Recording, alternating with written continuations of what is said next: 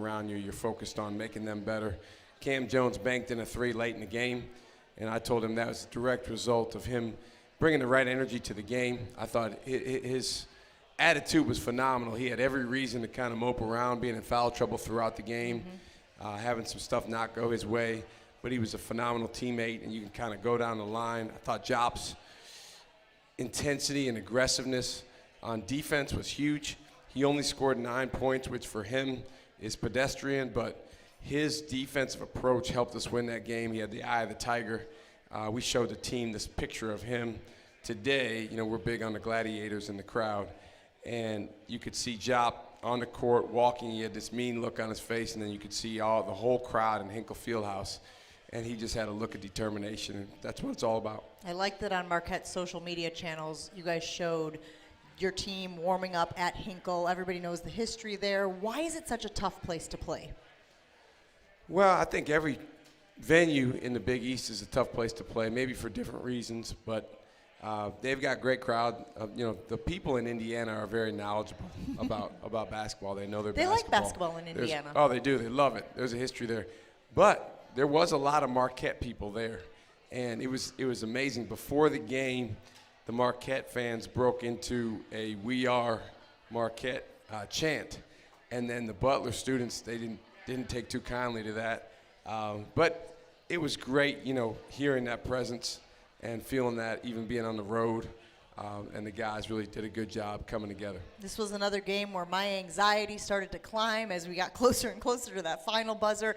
Late in the game, your 12-point lead shrinks to 2 in the final 3 minutes. All of a sudden, the Hinkle crowd is smelling blood in the water. It feels like the walls are closing in. How valuable is it for your team to go through that sort of situation as you approach the home stretch of the regular season and then look towards tournament play?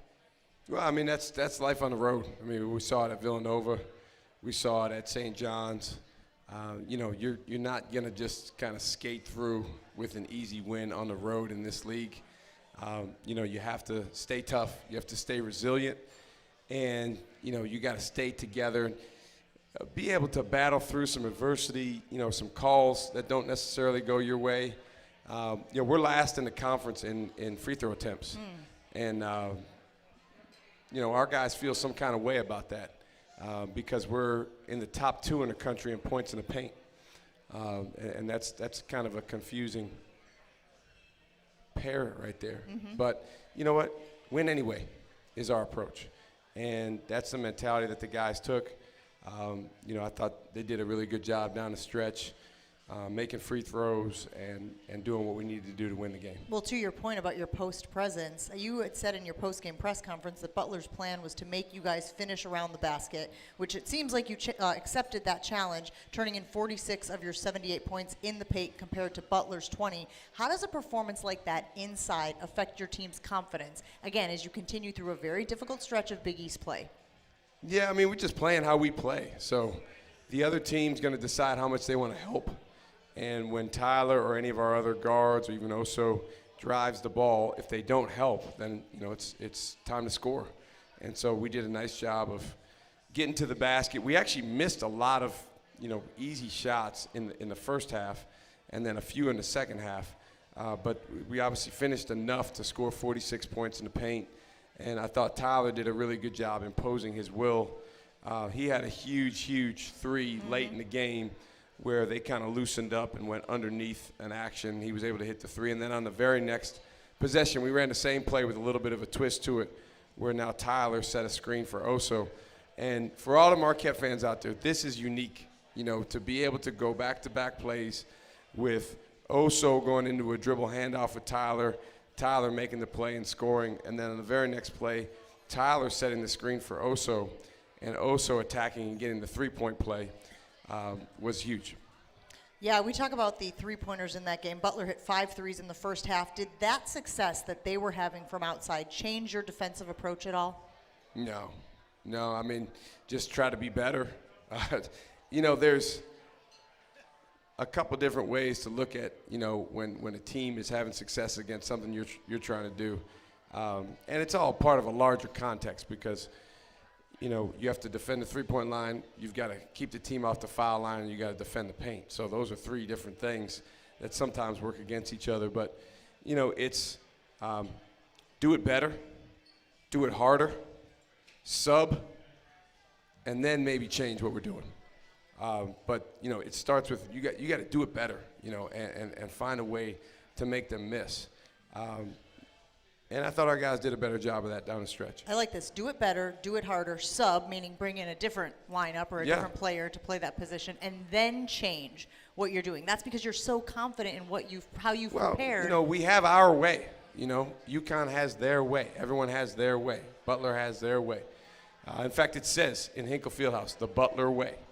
And so you can't just willy-nilly just change what you're doing because over a stretch of 5 minutes the other team's having success against it. You've got to do it better, and you've got to do it harder. This is the Big East. You're not just going to tiptoe around and hope things are going to work out in your favor. And so, I think that our guys have learned that through experience. Our older guys, our freshmen are going through it right now and learning that, there's no way out but through in these situations. You talked about calls, and I know that you talked about going through some adversity. Some of that was self-inflicted. The assists in the first half were not very Marquette-like. You have talked always about how the best EGB is an assist in passing. But you guys only had 4 in the first half. How much did that contribute to what was a 2-point game at the break? Let me make sure we have this straight. Passing is the number 1 EGB. Okay. An assist is a pass to someone who scores. Right. So if I make a good pass to you, that's absolutely an EGB. If you don't score, it's not an assist. Okay. So you understand the difference? Yeah, of course. Now, if the other team plays defense the way that Butler played defense in the first half, we're not going to shoot a lot of threes. I think we shot like a handful of threes in the first half, and we're not going to have as many assists because they were like staying home on players. And so it was like, okay, you're going to have to drive and attack one-on-one. And we did get a lot of layups. We got a lot of shots around the basket. And so it wasn't so much that we were playing selfishly. We were just taking what the defense gives us. All right, so 15th in the nation in the assist-to-turnover ratio, which is another thing that people pay attention to this time of year. How have you liked that aspect of your game? You guys always talk about being active, the deflections, winning the 50-50 balls. Have you liked how your team has shown that energy over the last stretch? Our guys do a great job playing together, sharing the ball. We don't have one guy on our team that is a selfish player from the standpoint of, forcing shots when they should move the ball and run our offense. There's certainly times where there's a missed read or two, and we need to keep getting better at that. And there's times where we missed a shot that we'd like to get. But I think for the most part, our guys do a great job sharing the basketball. And I noticed that your team was also wearing these Project 44 shirts when you were at Butler, which was obviously an initiative for the Butler squad, for the Butler program. Why was it important for you to also take part in that? Well, because they asked us to. There was a young man named Andrew Smith. Actually, I coached against when he played at Butler. He played for Brad Stevens and those teams, maybe about 12, 14 years ago. And, unfortunately, he passed away, from terminal illness. And they've put together this whole initiative around him and his name and his legacy.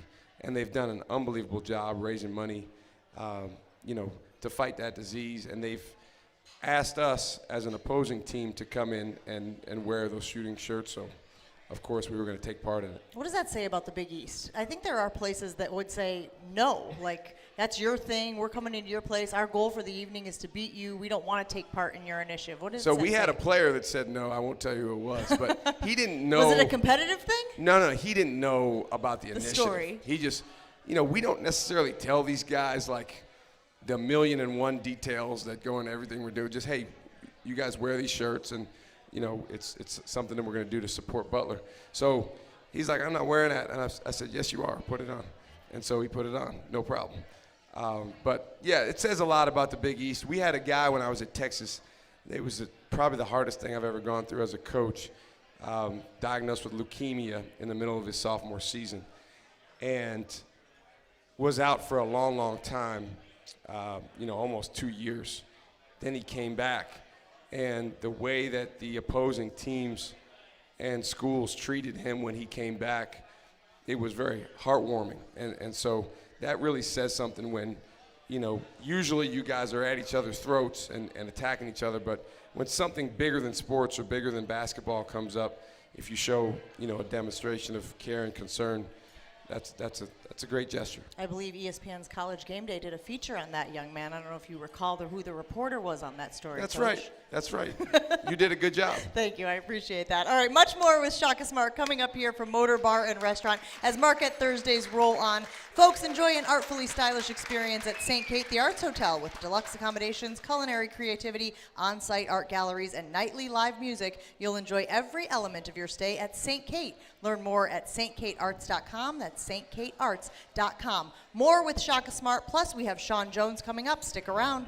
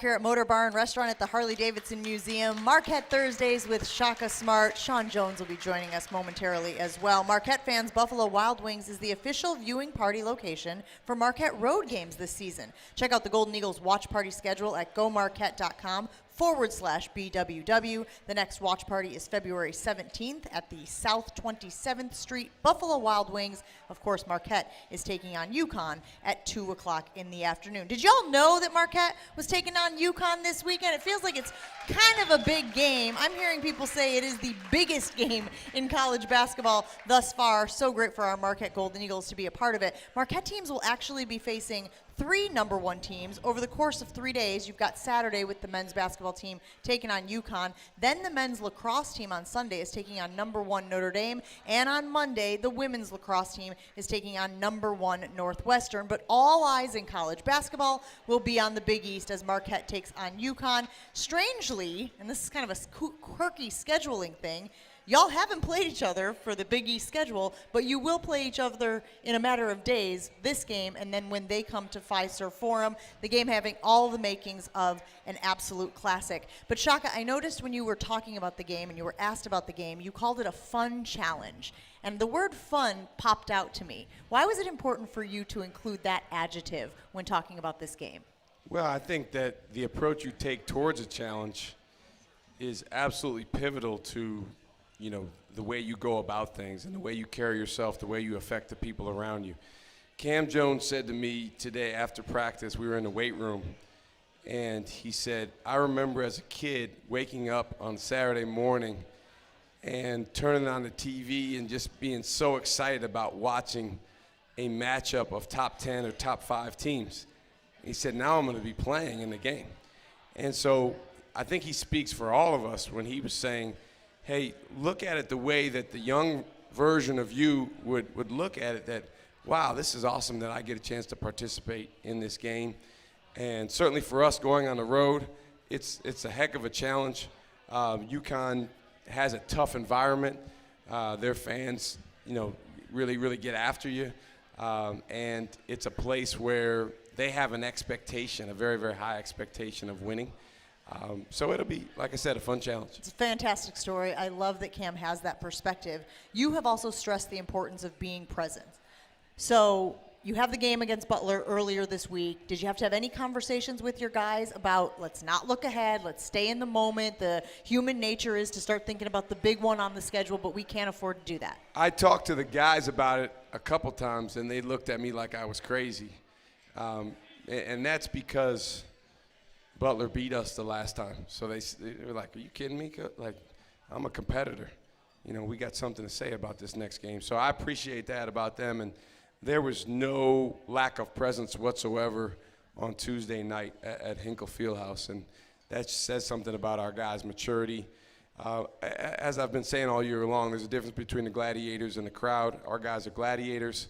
When you're a gladiator, you have to be present. Otherwise, bad things are going to happen to you. When you're in the crowd, you certainly can look forward, look back, look to different places, and there's really no negative consequences or repercussions. So here we go. We had practice today. It's Thursday, and we've got practice again tomorrow, and then we'll travel out there and get ready to roll. So earlier in this conversation, you were talking about how the Big East road venues are all challenging places to play for their own reasons. We talked about Hinkle and the uniqueness of that spot. And then the XL Center is probably most comparable to Fiserv Forum in that it's like 18,000 people and they will be rowdy. I loved this acronym, and I hadn't heard it before. I wouldn't compare it to Fiserv. No, Fiserv is, of course, way better. But, I mean, just from a numbers standpoint. Yeah, I guess so. And maybe it's because I'm at Fiserv as a home coach and there as a visiting coach. But I wish that this wasn't on the air and I could tell you and everyone in the restaurant exactly the difference between the different places and the things that you hear and the tenor of the communication from the opposing crowd. Because really, everyone is slightly different. And, some of it's based on where it is in the country. Some of it's based on just, maybe regional differences or the way that those fans feel about that program. But this is certainly one where they take a lot of pride in getting after you. Again, they have an expectation of winning. They got a bunch of national championship banners, men's and women's, up in that building because, they feel like, hey, this is what we do. This is who we've been. And on the men's side, they just did it, less than a year ago. I remember being at a game at the XL Center in Hartford. It was a Marquette-Murray State tournament game. Did not go well for Marquette, so maybe I also feel a certain sort of way about that building and that crowd. Yeah, John Morant can do that to you. He's very good, as we have seen him in the NFL as well. But you were talking about this acronym about road games, and I hadn't heard this before, but ROAD actually stands for something. What is it? Everything stands for something. It's just whether we tell you you were not. And you told us this so we can talk about it. No, I talked about it in a post-game press conference because they asked about this stretch that we've been on with a lot of road games. 6 of 8. R is ready, and that's the most important thing whatsoever. You have to be ready, and that's with a capital R, and it's also with a lowercase r. And so the difference is, capital R is more, globally. Are you ready? Like, are you alert? Are you with it? Can you do what's required in that moment? Lowercase r is all the different examples of readiness. For instance, a shot goes up. Are you ready to block your guy out? Are you ready on an out-of-bounds play to defeat the screen? So that is non-negotiable. If you're not ready, you go on the road, you are going to get punched in the mouth, and it's going to be a long, long game. The O is one mission. If you go on the road and you have anything other than one common goal, and even 1 or 2% of your energy is mental energy is directed in any other way, you got no chance. A is attack mode. You absolutely have to be an aggressor. And again, that's easier said than done, when you go to a place like UConn, because they're going to be an aggressor too. But you can't tiptoe into any venue in the Big East and think that you can just maybe ask nicely to take a win. It just doesn't work that way. And then the D is that defensive identity. You can't go on the road with the mentality of, hey, we're just going to focus on offense and try to score more points than whatever they score.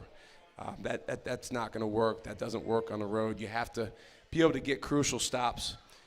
You've got to be able to, go on a run in that game that is created through your defense. And if you look at the road wins we've had, that's been a good formula for us. I was listening to a podcast this morning, Field of 68, and on it, John Fanta, who covers the Big East pretty well, I mean, he's locked into a lot of things that go on in this conference, said that there is bad blood between your program and Dan Hurley's program. Is that true? That's absolutely not true. I'm a big fan of John Fanta, but I would say he's wrong about that, at least from our side. I can't really speak for the UConn side. We've got incredible respect for those guys. I've got incredible respect for Dan Hurley. I think that the most impressive thing that they did last year was they lost 5 out of 6 Big East games in January, and they were able to stay connected enough and stay committed to their way enough to go have a phenomenal rest of the regular season and then win the national championship. And I respect the heck out of that because that says something about their culture and their character. I don't know what John was talking about in that particular situation. I think when we played them in the Big East tournament, like any other team or coach, we certainly utilize things sometimes that are said and, use that for motivation. But bad blood, absolutely not. I don't think we have bad blood with anyone we play. That's maybe something that fans get excited about, but we just want to win. We just want to beat them. That's what it comes down to. So what do you expect from this Dan Hurley squad this year? Well, I mean, what we've seen all year, they've been extremely connected. I told the guys today, take our team, put our team aside for a second. They do a phenomenal job of EGBs. They give each other incredible energy. You won't see more high fives. Again, put our team aside for a second from any team in the country out besides them. And so people say, well, what does that have to do with basketball? They're connected. They're very, very connected. They have a common cause. They have incredible belief, for sure.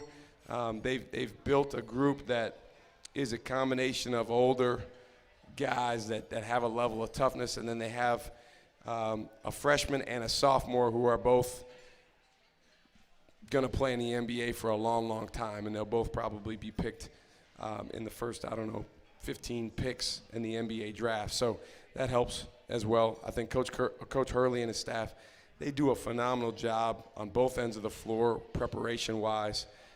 And again, they have an expectation in that program going back many, many years of winning. How about the battle inside? Obviously, we have loved the evolution of Oso. We have talked about it, but he will have his hands full if he has to defend a guy like Donovan Klingon one-on-one. We've seen what he can do in previous matchups. Is there any value in having faced a guy like Edey earlier this season where he's a big post presence as well? Absolutely. Yeah, absolutely. There's value in all the experiences that Oso, Ben, and anyone else we throw out there to guard those guys. I mean, our guards will have to guard those guys too because we end up switching a lot. We end up rotating a lot. So, Shawnee's here in the back about to come on with you. There was a great play last year where, everybody, round of applause for Shawnee. We're excited that he's here. But you guys remember the play last year at home where they lobbed the ball up to Donovan Clingan, and Sean, demonstrated athleticism that only he has, and giving up the height that he gives up to Clingan, jumped up and got his hands on that basketball. So we're going to have to play with a level of energy and toughness and aggressiveness, regardless of who's matched up to him, because he is a heck of a player. One of the fun facts that the Marquette program shared with us about Sean was that he can do a backflip. And it said it might surprise you. I said, well, anybody who's seen his athleticism on the court knows that that's not a surprise. Sean's a different type of athlete. I mean, there's athletic guys, and then there's guys like Sean Jones that just move different. And he's really like, one big muscle. He doesn't have, much on his body besides that. We're super excited that he's gotten past surgery and he's working towards the rehab process and getting better and better. Okay, Marquette wrapping up its run of 6 of 8 games on the road at number 1 UConn on Saturday. It's the second time Marquette will play the top-ranked team in the land this season. Sean Jones, he's going to come up here and join us in just a few minutes. Stick around. We are live at Motor Bar and Restaurant for Marquette Thursdays at the Harley Davidson Museum.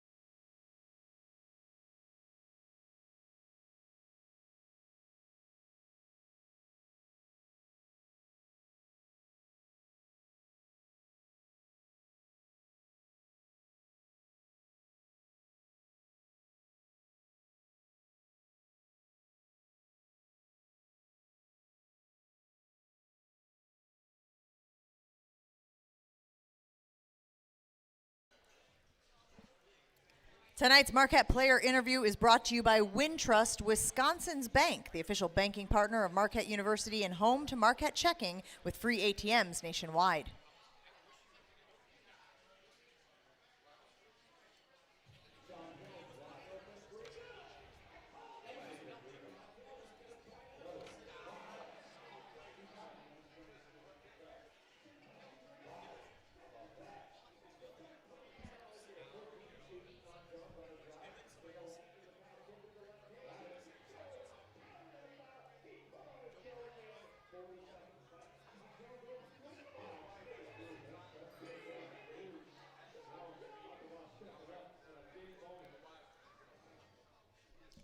And we are so happy to be joined this evening by Sean Jones. Guys, how great is it to see Sean Jones here at Marquette Thursdays? Good to see a smile on your face as well, big guy.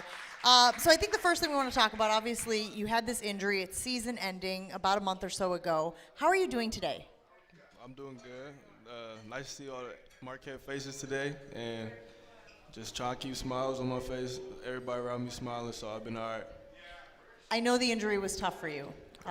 Probably haven't rewatched it very much, but a few weeks ago you were cleared to travel with the team. What did that mean to you? Honestly, it just got me out the room. I had been in a hotel room for about a week, then in my bedroom for about another week, so I was just excited. You know, I had been watching the team on the TV, so I was just excited to go back, watch it live, watch everything live, go through the process that we go through on the road, and just be with the team. Sean Jones hanging out with us here at Motor Bar and Restaurant. What do you hope your impact on the team is right now? I know for a fact, I don't want to say I hope. I know for a fact they feel my spirit every day, continue to make people laugh, and that they feel my presence when I'm around.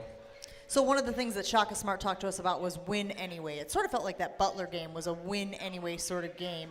What does win anyway mean to you and your teammates? To me, my teammates, it means regardless of circumstance. So, you know, like if our shots not falling in the game, or it just feels like nothing's going right for us, you know, try and come together and figure out what we need to do to make sure we win anyway. And that's not even just on the court all the time. You know, if you're going through something off the court, doing what you need to do to make it go better for yourself and win at the end of everything. So there is a very big game coming up for Marquette on Saturday. A lot of people will be paying attention to number 1 UConn versus number 4 Marquette. I know you guys don't get super into the ratings, but for fans, this is a huge, huge deal. Give me your scouting report on UConn. What do you see when you watch film? I mean, they're a great team. You know, they've been a great team for 2 years straight. They always have great personnel. You know, they recruit well, so they have what pieces that they need to continue to be as good as they want to be, or as good as they are. What pops out is like their togetherness, as coaches just talk about. He said besides from us, they give the most EGBs as a team in the country, and that really pops out when they're playing well and when they're not playing well. They're a very together team. They got athletes across the board.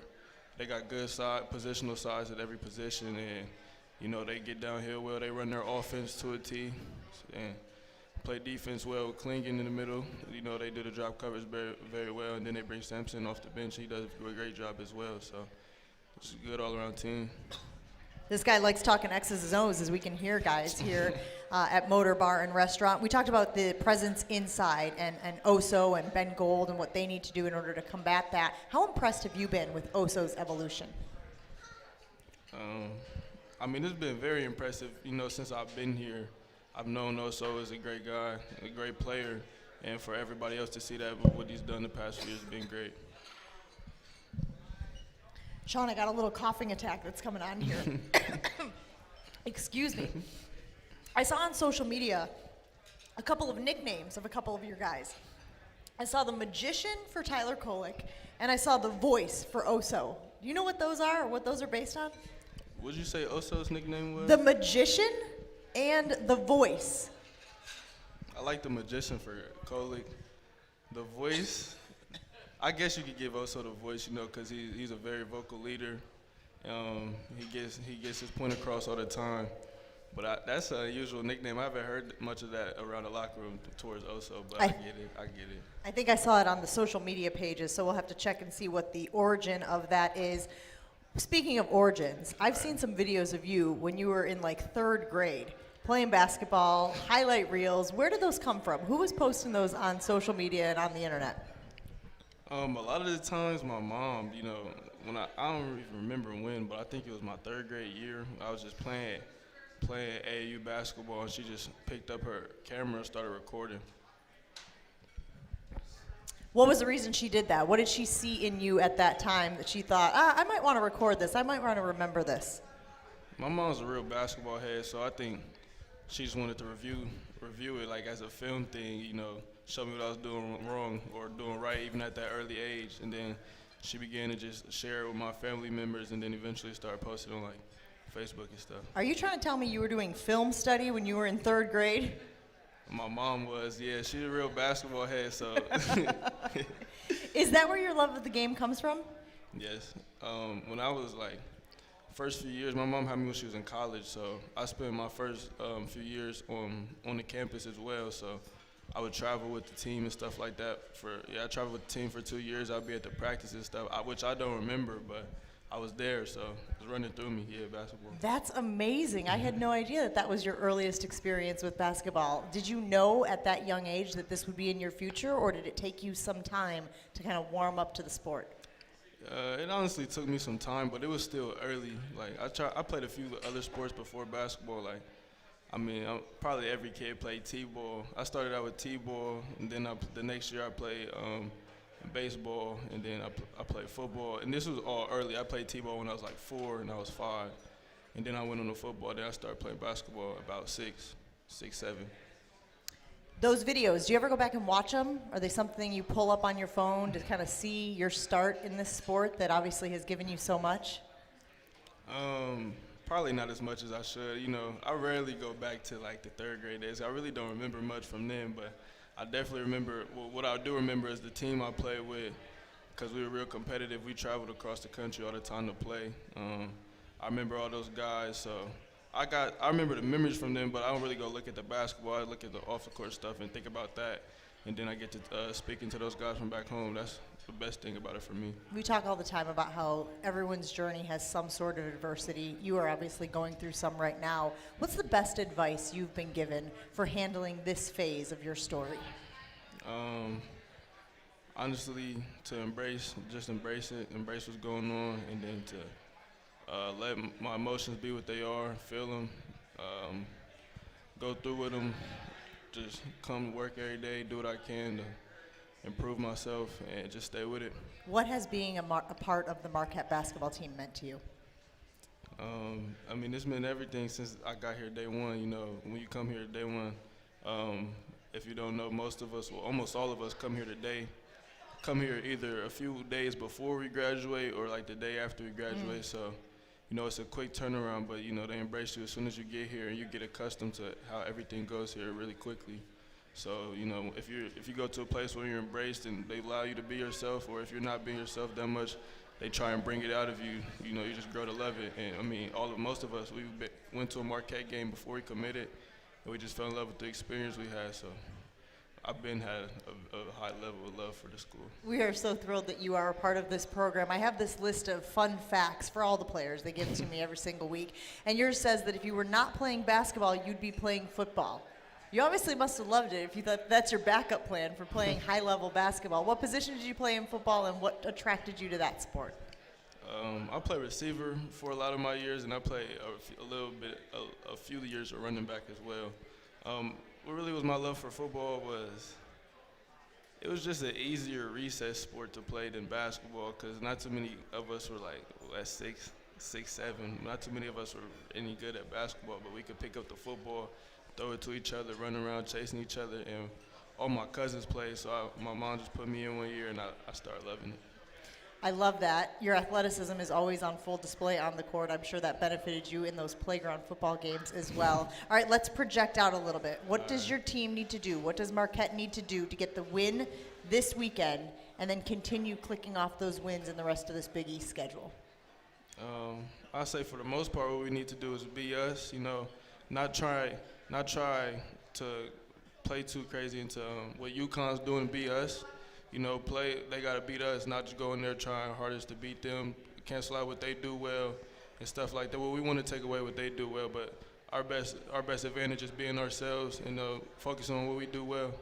All right, guys, he is Sean Jones. We are so thrilled that he is joining us here on Marquette Thursdays at Motor Bar and Restaurant. Sean, I can tell you, every person in this room is rooting for your comeback and cannot wait until you get back out on the court. Thank you.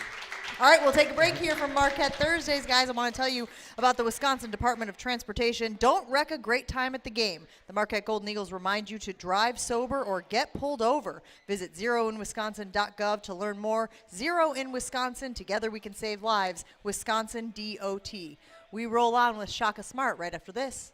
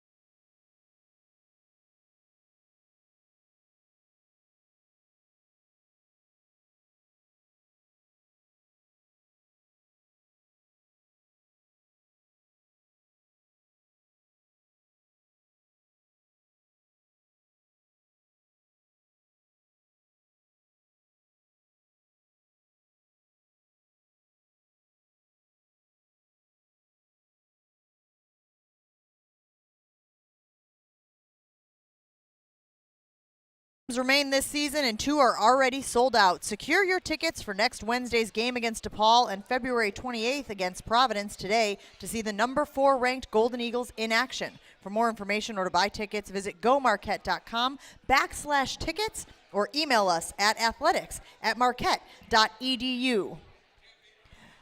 We are back here at Motor Bar and Restaurant at the Harley Davidson Museum for Marquette Thursdays. Pleased to be rejoined by Shaka Smart. Shaka, it was great chatting with Sean, and it's so great to have him with the team. Yes. What sort of energy does he bring when he's there? Oh, he's unique. I mean, he first of all, he's faster than anybody. So, when your game is going full court, he gets – you can't keep him out of the paint. Then defensively, we call him a havoc wreaker because he can really, really get after the basketball and wreak havoc for the other team's offense. He was really starting to kind of come into his own and play well, those 2 or 3 games before that first Butler game, where he got hurt. And that's, what was so tough, to see because as a sophomore, he was really starting to gain a comfort level. And if you remember, I mean, he was one of the guys that was in the game a lot at the end of the game, even though he wasn't starting because he was just impacting the game in a lot of ways. So, now he's got a rehab process to go through. But the good thing is he knows that he's got us behind him. We love him. We got his back. And we believe he's going to come back stronger than ever. Let's talk about Tyler Kolek, who seems to have hit another level. I'm not sure how many levels this kid has, but 635 assists. He is now second all-time at Marquette behind Tony Miller in that category. He's also second in the nation, averaging 7.4 per game. Is that sustainable? Is this clip that he's on right now where he's got, 30-plus points and 27 points and 27, is that sustainable for Tyler at this stage of the game? Well, I think that it's absolutely sustainable for him to play at the level he's playing. But statistically, again, we talked about this from the last game against Butler. Sometimes it's relative to how the other team is guarding you. So, for instance, in that Butler game, I believe he shot 21 times. It's just not always going to be that. In that game, the reason he shot so much is because they didn't help as much. In other games, there's going to be a lot of help off of shooters, guys like Jop and Cam and Ben. And so Tyler's as good as anybody there is at finding those guys. And in those games, it's more like 10 or 12 shot attempts, but now he's up there 10, 12, 14 assists.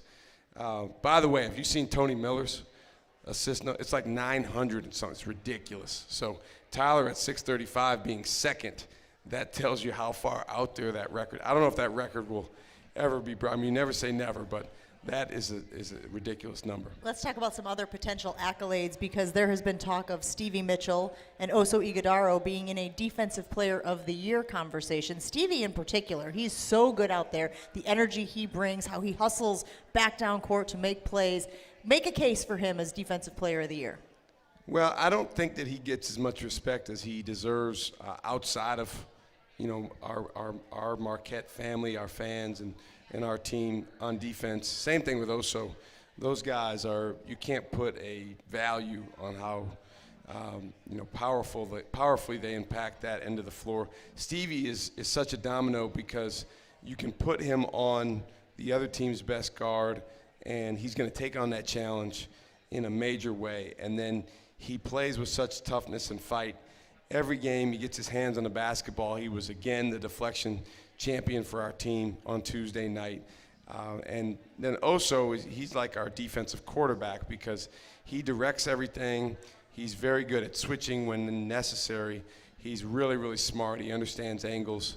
So, to me, those guys are as good defensively as anyone in the country. But, when those types of votes occur, you can't vote for your own players. And so I guess we just need to keep, winning and doing better and better to, get the attention of other coaches. We'll buy a billboard in New York or something like that, put it up and make sure that they know about these guys. The thing about those guys is, it's interesting.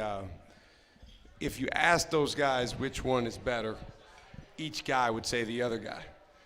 And that's the dynamic that they have and how unselfish they are. But they're just playing to win. They're not really caught up in the accolades. They just want to make their team win. And lastly for you, Ben Gold, we saw him again contributing in that game. The cleanup on the Stevie Mitchell miss in the second half, I believe it put Marquette up by 12. Just how important has he been, and will he be this weekend at UConn? I love Benny Gold. I mean, he's – somebody asked me in the back who my favorite player was, and I couldn't really answer. It's like picking a kid. Exactly. And Zora's my favorite child because we only have one. But Benny Gold he's getting better and better and better. I think this Butler game was one of the best games he's played. And the exciting thing is he's gaining confidence. He's capable of way, way more long term as a player. And it's just a matter of time as he continues to gain confidence. I'm trying to get him to understand you could be every bit as good as this guy or this guy or this guy that's maybe a year or two older than you, including Oso, in time. But, you know, things don't always happen exactly when you want them to, but they always happen on time.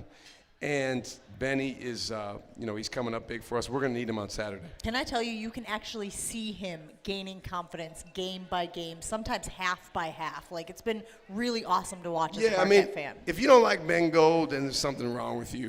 I mean, the guy's just he's a wonderful young man. He has a great energy emanating from him, and we're really grateful that he's part of our team all the way from New Zealand. All right, Coach, we're going to let you go. Continue preparing for that big game this weekend. Thank you again for hanging out with us here on Marquette Thursdays. We'll see you. Thank you. That's Shaka Smart. We'll take a break, come right back, and wrap up the show live from Motor Bar and Restaurant at the Harley Davidson Museum.